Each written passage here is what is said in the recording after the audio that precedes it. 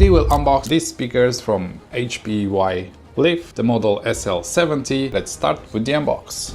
Okay, as you can see, this is quite a big box, which I'll show you in a moment. Let's check them out now. We do have a remote here, as I can see. Small remote. It doesn't have batteries. Small box. You see some cables here.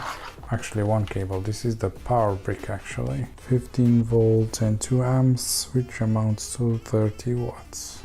And then we have this jack 3.5 to 3.5. Maybe 1 meter, something like that. Let's take them out one by one. Let's take the bags off as well. We've got the manuals. All-in-one wireless bookshelf speakers, SL70. This one seems to have a USB-C cable. Now let's connect them. So first we'll connect this USB-C here. We'll leave this cable here because I'm not going to use the FM radio. And we have the power brick connected, and I'll just plug this in.